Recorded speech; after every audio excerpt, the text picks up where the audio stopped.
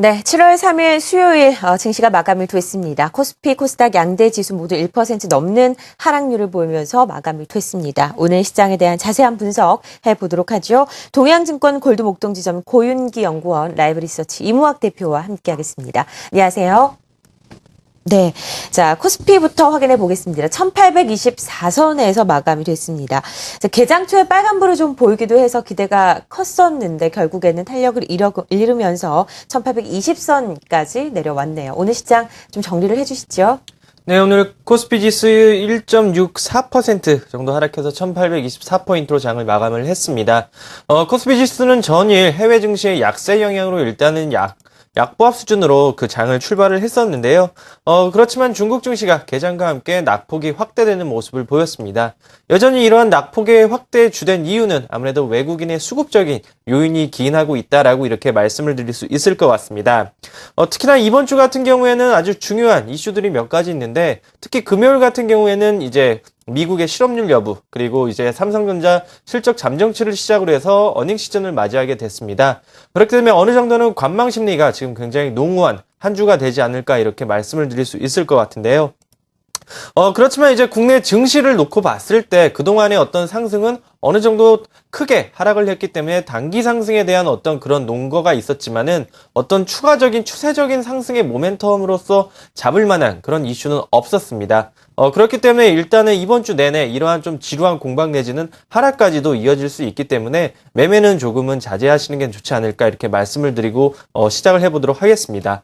일단 화면을 보시면서 오늘 업종별 현황 한번 보도록 하겠습니다.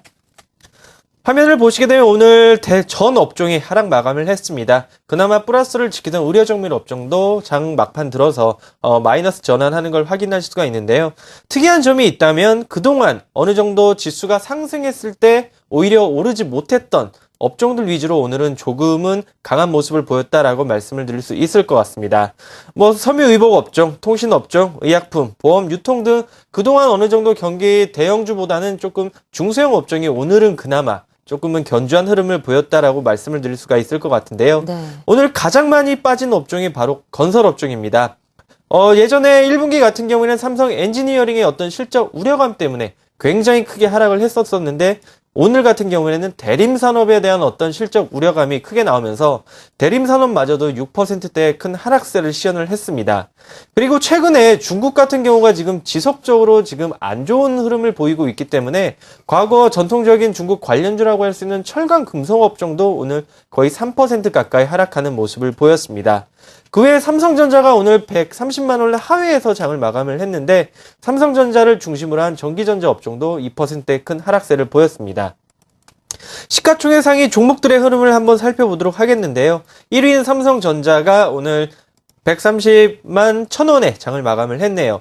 그렇지만 이제 그동안 견조하게 흐름을 보였던 현대차, 현대모비스, 기아차가 또다시 하락세로 전환하는 그런 모습을 확인하실 수가 있을 텐데요. 이 부분은 환율을 보시면 바로 이해가 되실 것 같습니다. 엔달러 환율이 그동안 5월 23일 날 103엔 찍고 나서 어느 정도 환율이 하락을 하다가 다시 들어서 전 세계적인 어떤 달러 강세 흐름에 따라서 지금 엔달러 환율 자체가 지금 다시 오르고 있는 상황입니다.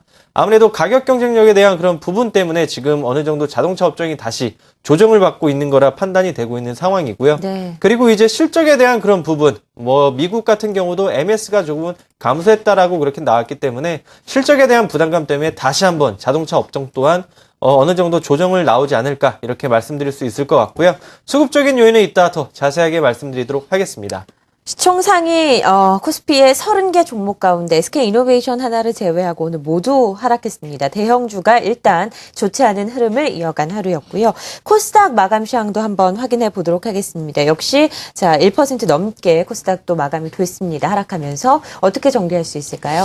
예, 일단 코스닥 시장 외국인들 매수가 이제 셀트리온에 집중되면서 상대적으로 수급, 액면으로 보기에는 어제도 외국인들 매수가 들어왔고요. 오늘도 종가 기준에서 약간 매도로 전환됐습니다만 장중에는 계속 매수 포지션을 유지해주고 있었거든요. 근데 이 종목 매수 자체가 이제 여러 가지 종목의 광범위되게 확산되는 게 아니라 한 종목에 집중되는 매수였기 때문에 시장 전체적인 분위기는 셀트리온 외 다른 종목군들은 어제도 오늘도 상대적으로 좀 지수 대비 상대적으로 탄력을 받기에는 좀 부족한 하루가 이틀 연속 이러한 좀 움직임이 나오지 않았나 생각이 듭니다. 잠깐 화면을 보면서 말씀을 드리면 일단 21선 코스닥 선입니다. 일단 이틀 연속 21선에서 음봉을 내면서 좀 하락을 받고 있죠. 일단 뭐 가히 좋은 모습은 아니다라고 좀 보여지고요.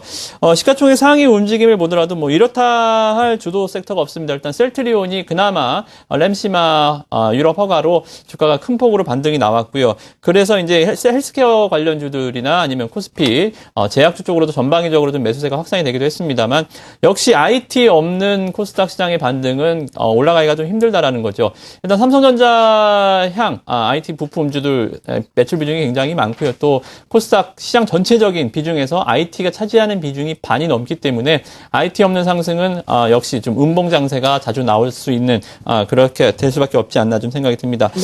그래서 오늘 시가총액 움직임도 뭐 서울반도체 LED 쪽이죠. LED 쪽이나 GS 홈쇼핑, SK 브로드밴드, 코스피와 마찬가지로 좀 경기 방어주, 내수주 쪽으로 약간의 좀 빨간불만 보였을 뿐 전체적으로 하락 종목도 많았고 셀트리온도 외국인 기관 양매수가 들어왔습니다만 최근에 좀 오름폭이 컸지요. 상대적으로 선방을 했습니다만 오늘도 좀 마이너스권에서 마감되는 모습 보여줬습니다. 그래서 일단은 시장 전체적인 분위기는 어제 오늘 상당히 좀 21선에서 무거웠다라고 좀 결론이 내려지고요.